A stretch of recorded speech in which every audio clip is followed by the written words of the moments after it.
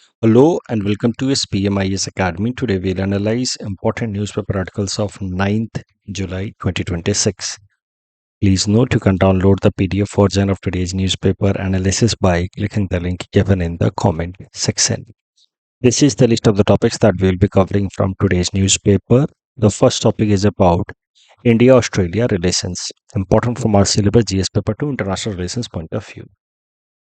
देखिए current context ये है कि प्रधानमंत्री नरेंद्र मोदी जी इंडोनेशिया के बाद अब ऑस्ट्रेलिया पहुंचे हैं। आपको मैंने कल ही बताया था कि he is on state visit to 3 nations. तो पहले उन्होंने इंडोनेशिया को विजिट किया, अब वो ऑस्ट्रेलिया में हैं और उसके बाद he will be visiting New Zealand.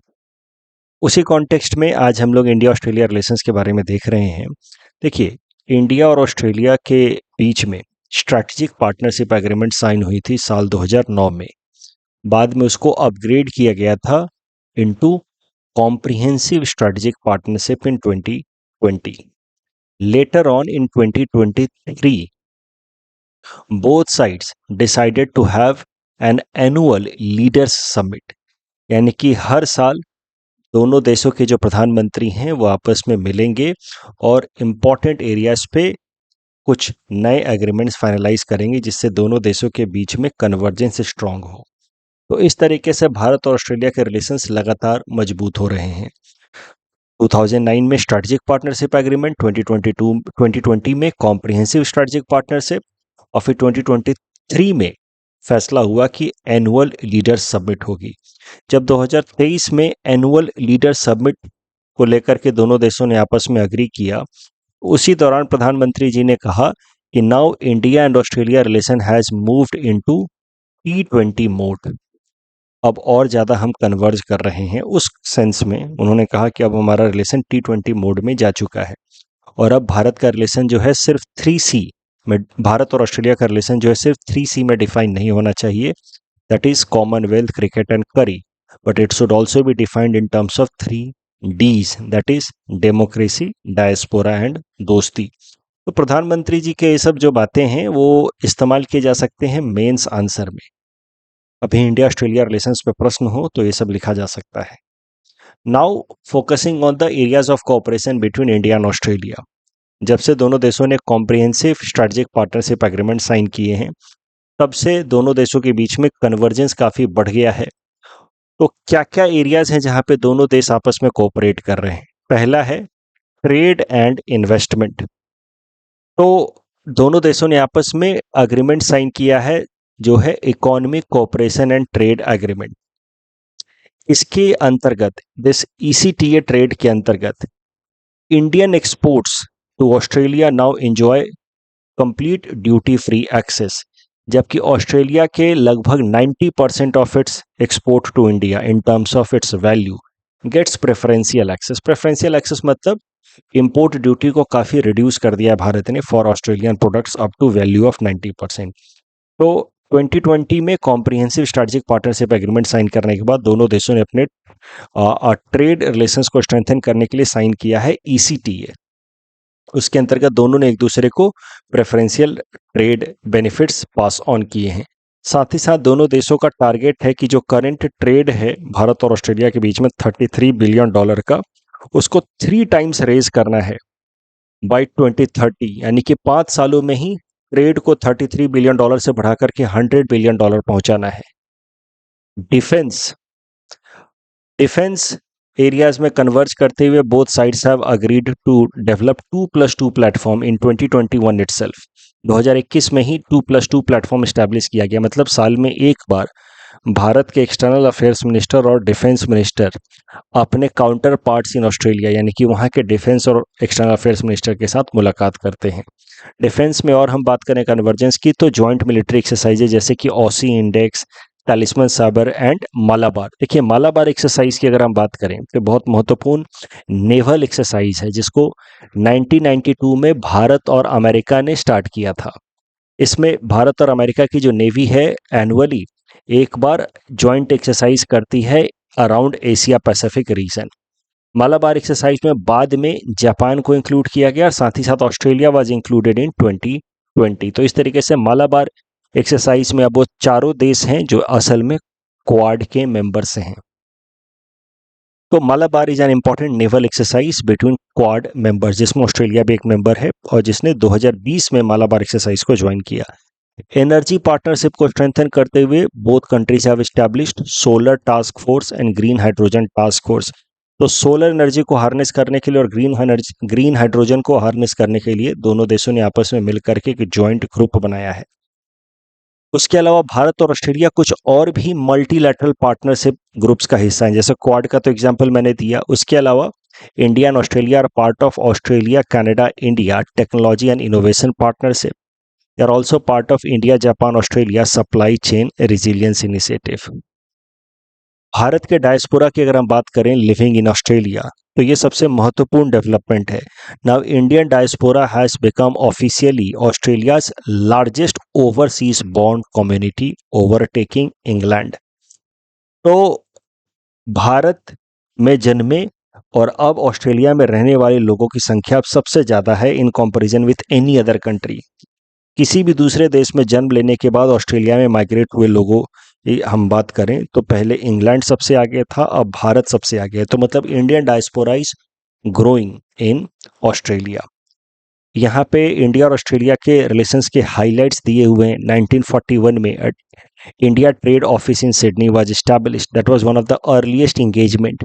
2009 में स्ट्रेटेजिक पार्टनरशिप एग्रीमेंट, 2020 में कॉम्प्रिहेंसिव स्ट्रेटेजिक पार्टनरशिप एग्रीमेंट, 2021 में 2+2 dialogue platform was established and 2022 में फैसला हुआ था इंडिया ऑस्ट्रेलिया समिट कराई जाएगी, एनुअल समिट, जिसकी शुरुआत हुई, inaugural summit was held in 2023। उसी दौरान प्रधानमंत्री जी ने कहा था कि भारत और ऑस्ट्रेलिया के रिलेशंस अब T20 मोड में जा चुके हैं। भारत के जो डायस्पोरा है इन ऑस्ट्रेलिया, उनसे रिलेटेड अगर हम बात करें तो जैसा कि मैंने आपको बताया, it has officially become Australia's largest overseas born community overtaking England. तो सबसे आगे अब भारतीय हैं जो दूसरे देशों से जाकर के वहाँ रह रहे हैं, दूसरे देशों में जन्म हुआ, उसके बाद इंग्लैंड के लोग हैं और तीसरे नंबर पर चाइना है। देखिए ऑस्ट्रेलिया के अंदर एक पॉलिसी चलती थी, white Australia policy only, 1970s तक, जिसके अंतर्गत वो सिर्फ यूरोप से ही इमिग्रेंट्स को आकर के ऑस्ट्रेलिया में सेटल होने देते थे। But white Australia policy was dismantled in 1970s और उसके बाद से इंडियन डायस्पोरा के लिए खूब सारा स्कोप खुलना शुरू हुआ ऑस्ट्रेलिया में। उसके पहले तक it was discriminatory, as far Australia's immigration policy was discriminatory, not allowing Asians to migrate into Australia. लेकिन उसके बाद से Indians have been migrating in large numbers to Australia और आज के टाइम में लगभग 9.7 lakh India born residents live in Australia, making it single largest overseas born community. तो ये तो अच्छी बात है। इस कारण से जो इंडियन डायस्पोरा है, it is turning out to be a living bridge between India and Australia. That's a positive sign of relation between India and Australia. लेकिन एक चैलेंज भी देखने को मिल रहा है because of growing Indian diaspora in Australia, वो है वहां पे पॉलिटिकल बैकलैश। एक मूवमेंट शुरू हुआ था last year, March for Australia, जहां पे एंटी इमिग्रेंट सेंटिमेंट्स को फोमेंट करने की कोशिश की जा रही है, खासकर इंडियन इमिग्रेंट्स के अगेंस्ट, कि ये लोग बहुत सारी संख्या में हमारे देश में आ रहे हैं, they are growing fast and too visible. इस तरीके का मूवमेंट लास्ट ईयर चलाया गया था, March for Australia against the Indian immigrants. तो ये एक छोटा सा कंसर्न भी है। इस टॉपिक डिस्कशन के बेसिस पे प्लीज प्रैक्टिस क्वेश्चन है, please attempt this question and submit the answer in the comment section. ऐसा सवाल आपसे मेंस में पूछा जा सकता है कि India Australia relation has evolved into comprehensive strategic partnership driven by shared democratic value, economic complementarities and growing strategic convergence in the Indo Pacific. Discuss. तो जैसा कि मैंने कल भी आपको बताया था कि जो भी प्रश्न होता है उसके फर्स्ट पार्ट को आपको थोड़ा सा एलैबोरेट करना होता है। तो इंडिया और ऑस्ट्रेलिया के रिलेशंस इवॉल्व हो रहे हैं, उसको थोड़ा सा आपको एक्सप्लेन करना होगा, थोड़ी सी हिस्ट्री बतानी होगी इंट्रोडक्शन पार्ट में कि 2009 में स्ट्रेटेजिक पार्टनरशिप हुआ। अब चाहे तो 1941 वाली बात भी लिख सकते हैं, 2009 में स्ट्रेटेजिक पार्टनरशिप, 2020 में फिर कॉम्प्रिहेंसिव स्ट्रेटेजिक पार्टनरशिप, फिर 2023 में T20 मोड में चला गया हमारा रिलेशन, ऐसा प्रधानमंत्री जी ने कहा। और उसके बाद से India Australia annual leaders summit हो रही है हर साल, और उसी कॉन्टेक्स्ट में जो थर्ड एनुअल लीडर समिट है उसमें पार्टिसिपेट करने गए हैं प्रधानमंत्री नरेंद्र मोदी जी। आज इंडिया ऑस्ट्रेलिया की थर्ड एनुअल लीडर समिट शुरू हुई है। इसमें जो भी महत्वपूर्ण फैसले लिए जाएंगे वो मैं कल के न्यूज़पेपर एनालिसिस में आपको बताऊंगा।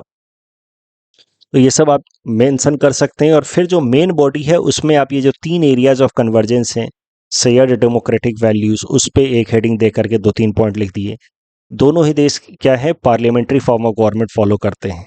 पर भारत दुनिया का सबसे पुराना डेमोक्रेसी है, ऑस्ट्रेलिया भी एक डेमोक्रेटिक कंट्री है, तो यहाँ पे डेमोक्रेटिक वैल्यूज कन्वर्ज हो रही हैं। इकोनॉमिक कॉम्प्लीमेंट्रीज में आप बता सकते हैं कि दोनों देशों का लक्ष्य है कि अपने बीच का जो ट्रेड है उसको 3 गुना बढ़ा देना है 2030 तक। उसके अलावा ECTA एग्रीमेंट साइन हुआ है दोनों देशों के बीच में। और स्ट्रैटेजिक कन्वर्जेंस में आप बता सकते हैं कि both countries are now following the strategy of G-2 in Indo Pacific. Both are part of Quad group as well. 2+2 dialogue platform establish किया। उसके अलावा हमने और भी कई सारे मल्टीलैटरल ग्रुपिंग जैसे कि Australia Canada Indian technology and India Japan Australia supply chain resilience initiative, इन सब का हिस्सा है दोनों देश। तो ये सब पॉइंट्स की मदद से आप इस क्वेश्चन को अटेम्प्ट कर सकते हैं। और कंक्लूजन में आप लिख सकते हैं कि प्रधानमंत्री जी ने कहा कि भारत और ऑस्ट्रेलिया का रिलेशन जो है वो 3C के अलावा 3D में भी एक्सपैंड हो रहा है। क्रिकेट, कॉमनवेल्थ, करी के अलावा डेमोक्रेसी, दोस्ती एंड डायस्पोरा में भी। इस तरीके से आप इसमें इस क्वेश्चन को अटेम्प्ट कर सकते हैं। Next topic is about humus trial and trial trail actually humus trail and Geneva Conventions Act of 1960। Important from our syllabus GS paper 2 international relations point of view. Geneva Conventions की अगर हम बात करें तो Geneva conventions international agreement हैं जो finalise हुए 1949 में। As per these international treaties, some rules were established to limit barbarity during war. दो देशों के बीच में अगर लड़ाई भी हो रही है तो उस केस में भी ह्यूमन वैल्यूज को पूरी तरीके से साइडलाइन ना किया जाए, बारबरिटी पे ना उतर जाए, वैसेपन वैसी ना हो जाए, दोनों देशों के लोग एकदम एनिमल लाइक टेंडेंसी ना दिखाएं, ह्यूमैनिटी फिर भी जिंदा रहे ड्यूरिंग द वॉर। इस आइडिया से गाइडेड होकर के जेनेवा कन्वेंशंस फाइनलाइज किए गए 1949 में। जेनेवा कन्वेंशंस के अंदर 4 ट्रीटीज फाइनलाइज हुए। The first Geneva convention protects wounded and sick soldiers on land during war.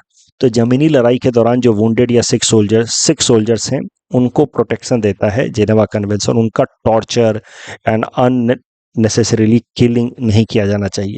Second, Geneva convention protects और provide similar kind of protection to wounded and sick soldiers during war in sea. तो पहला है land पे war के दौरान, दूसरा है सी में वॉर के दौरान सोल्जर्स को प्रोटेक्शन देना है, वुंडेड एंड सिक सोल्जर्स को। तीसरा है third Geneva Convention applies to prisoners of war. जो वॉर के दौरान प्रिजनर्स पकड़ लिए जाते हैं एक दूसरे देशों के जो सोल्जर्स, उनको टॉर्चर नहीं करना है in inhuman manner. And fourth Geneva convention is with respect to protection to the civilians. Civilians need not to be killed, harassed or tortured. If any individual is found to be involved in violation of either of these 4 treaties, तो उस individual को कहा जाएगा war criminal. Bharat की बात करें तो India is signatory to all the 4 treaties of Geneva Convention. और जेनेवा कन्वेंशन 1949 को इम्प्लीमेंटेशन देने के लिए भारत सरकार लेकर के आई 1960 में जेनेवा कन्वेंशन एक्ट ऑफ 1960। अब बात करते हैं थोड़ा सा ह्यूमस ट्रेल की। देखिए, इजराइल के अंदर कंपलसरी मिलिट्री सर्विस है, यानी कि यंगस्टर्स को मिलिट्री में सर्विस देना होता है in compulsory manner for few years, 4 years के आसपास। तो इजराइल के अंदर एक ट्रेंड है कि वहाँ के जब यंगस्टर्स अपना कंपलसरी मिलिट्री सर्विस पूरा कर लेते हैं तो वो फिर थोड़ा सा दुनिया घूमने निकल जाते हैं, दुनिया के अलग अलग हिस्सों को घूमते हैं, वैकेशन पे निकल जाते हैं बेसिकली। इजरायली जो यंगस्टर्स हैं जो मिलिट्री सर्विस जनरली अपना पूरा कर लेते हैं, कंपलसरी मिलिट्री सर्विस, उनके बीच में भारत के कुछ लोकेशंस काफ़ी पॉपुलर हैं as destination for vacation. Himachal Pradesh और उसके आसपास के एरिया काफ़ी पॉपुलर है amongst Israelis youngsters who generally complete their compulsory military service। तो उसी एरिया को जहाँ पे इजरायली यंगस्टर्स खूब आते हैं भारत में, उसी एरिया को कहा जाता है ह्यूमस ट्रेल। हर साल लगभग 80,000 इजरायली विजिट इंडिया एनुअली। बहुत सारे इनमें से जाते हैं ह्यूमस ट्रेल के अराउंड और वहां पे वैकेशन मनाते हैं। उसी कॉन्टेक्स्ट में ये करंट न्यूज है। हिंद रजाब फाउंडेशन नाम का एक पैलेस्टीनियन राइट ऑर्गेनाइजेशन है। उसने भारत सरकार के मिनिस्ट्री ऑफ होम अफेयर्स के साथ एक कंप्लेंट रजिस्टर किया है कि एक इजरायली सोल्जर गिलबोआ नाम का, ये नाम इतना इंपॉर्टेंट नहीं है, बट उसने कंप्लेन किया कि एक इजरायली सोल्जर भारत में आया है वैकेशन मनाने के लिए अराउंड ह्यूमस ट्रेल। वो इजरायली सोल्जर जेनेवा कन्वेंशन का जो 4th ट्रीटी है उसको वायलेट किया था उसने during Gaza war. Basically civilian population पे भी उसने अटैक किया था। So that is why he is a war criminal. उसको प्रूफ करने के लिए हिंद रजाब ने कुछ वीडियोज वगैरह भी शेयर किए हैं। अभी भारत सरकार ने कोई ऑफिशियल एक्शन नहीं लिया है, लेकिन government of India legally is bound to take action in this direction because Bharat जो है वो सिग्नेटरी है fourth Geneva all the 4 Geneva treaties का, प्लस भारत के अंदर जिनेवा कन्वेंशन एक्ट भी है। उस कानून के हिसाब से कोई भी वॉर क्रिमिनल है तो उसे हमें प्रोसिक्यूट करना चाहिए, मतलब उसके खिलाफ केस शुरुआत करनी चाहिए हमें। कुछ नहीं तो भारत सरकार को ऐसे अगर प्रोसिक्यूशन नहीं करना चाहते in order to protect relations with Israel तो उसको डिपोर्ट करना चाहिए। लेकिन अभी न्यूज ये निकल करके आ रही है कि इसके पहले कि भारत सरकार प्रोसिक्यूशन स्टार्ट करती या डिपोर्टेशन करती Gilboa already has left India. वो भारत छोड़ करके खुद ही चला गया है। लेकिन ये टॉपिक मैंने इसलिए कवर किया ताकि आपको जेनेवा कन्वेंशंस के बारे में बता सकूं। मेनली 4 ट्रीटीज हैं, चारों का भारत सिग्नेटरी और उनको इंप्लीमेंटेशन देने के लिए जेनेवा कन्वेंशन एक्ट ऑफ 1960 लाया गया है। इस टॉपिक के बेसिस पे प्रीलिम्स प्रैक्टिस क्वेश्चन है। Please attempt this question and submit the answer in the comment section. Next topic is about Astra missile. Again important from our syllabus GS paper 3। This will be important from our syllabus GS paper 3 defence point of view. I will rectify it, इसको ठीक मैं कर दूंगा। Defence perspective से important है। कल हमने newspaper में देखा था कि भारत और इंडोनेशिया के बीच में एक डील साइन हुआ जिसके अंतर्गत भारत अस्त्र मिसाइल सप्लाई करेगा इंडोनेशिया को। This will B first ever export of अस्त्र मिसाइल बाय इंडिया। अस्त्र मिसाइल है क्या उसके बारे में समझते हैं। इसको डेवलप किया है डीआरडीओ ने, भारत की डिफेंस मैन्युफैक्चरिंग एजेंसी। ये एक beyond visual range air to air missile है, मतलब it can destroy an enemy aircraft from a distance even when the enemy aircraft is not visible from the pilot's side। Pilot भले देख ना सकता हो फिर भी इतनी दूर पे ये मार कर सकता है और एनिमी के एयरक्राफ्ट को डिस्ट्रॉय कर सकता है। इसी कारण से इसको कहा जा रहा है beyond visual range air to air missile. This Astra has been developed by DRDO for air force and Indian navy. Astra का पहला जो वर्जन है अस्त्र मैक 1, उसकी रेंज 80 to 110 किलोमीटर होगी। ऑल्टीट्यूड अप टू 20 किलोमीटर पे ये मार कर सकता है, तो 20 किलोमीटर की हाइट पे ऑपरेट कर सकता है। इसकी स्पीड मैक 4.5 यानी कि 4.5 टाइम स्पीड ऑफ साउंड, लगभग 2000 किलोमीटर पर आवर तक चल सकता है। 4.5 Mach means 4.5 time speed of sound है ये, तो लगभग 1400-1500 किलोमीटर पर सेकंड चलेगा ये। सुखोई MK1 फाइटर के ऊपर इसको इंस्टॉल किया जा सकता है। Now Indian Air Force is looking forward to integrate it with Tejas as well as Rafale aircraft. Astra का सेकंड वर्जन भी डेवलप किया जा रहा है, अस्त्र मैक 2। इसकी रेंज 200 किलोमीटर तक होगी। Currently it is under testing. Astra Mach 1 को सप्लाई करेगा भारत टू इंडोनेशिया। इस टॉपिक के बेसिस पे प्रीलिम्स प्रैक्टिस क्वेश्चन है। Please attempt this question and submit the answer in the comment section. Next topic is about world economic outlook report by IMF। Important from our syllabus GS paper 3 Indian economy point of view. IMF publish करता है world economic outlook report. Prelims में कई दफा पूछा जा चुका है कि वर्ल्ड इकोनॉमिक आउटलुक रिपोर्ट कौन पब्लिश करता है, तो इट इज IMF। अपने साल 2026 के अपडेट में उसने कहा है वर्ल्ड इकोनॉमिक आउटलुक रिपोर्ट में कि growth of world economy will be around 3%। पहले उसने फोरकास्ट किया था 3.1, लेकिन अब उसको रिड्यूस कर दिया उसने 3% तक। इस रिडक्शन के पीछे कारण उसने बताया है escalation of Iran Israel conflict. Iran Israel conflict वापस से एस्केलेट हो रहा है, जिस कारण से उसने growth forecast of world economy को फर्दर रिड्यूस कर दिया है। इंडियन कॉन्टेक्स्ट में बात करें तो growth forecast has been reduced from 6.5% to 6.4%। साल 2027 के लिए यानी कि अगले साल के लिए growth forecast for Indian economy is somewhere close to 6.6%। As per this World Economic Outlook report by IMF, India is expected to remain amongst the fastest growing major economies of the world. इस topic के basis पे please practice question है, please attempt this question and submit the answer in the comment section. Tagore Dewantara year of India Indonesia cultural and educational diplomacy. पहला statement गलत है, does not mark centenary of Indonesia's independence, centenary of meeting of Dewantara and Rabindranath Tagore, इस कारण से इसको celebrate किया जाए। तो सेकंड स्टेटमेंट इज करेक्ट। यहाँ G-2 स्ट्रेटजी में तीसरा स्टेटमेंट गलत है, it refers to India's proposal of excluding 2 countries from G20 grouping, ये गलत है, बाकी तीनों तो सीधे सीधे सही हैं। एंटी ड्रग एजेंसीज ने जो गुवाहाटी डिक्लेरेशन अडॉप्ट किया, इसमें पहला स्टेटमेंट तो सीधा सीधा सही है, दूसरा स्टेटमेंट यहाँ जाकर गलत हो जाता है। 2026 से लेकर के 2029 तक का 3 ईयर का नेशनल एक्शन प्लान है भारत का, न कि 10 साल का। Operation Amistad, humanitarian assistance in Venezuela. That's all from our side for today. Thanks for watching.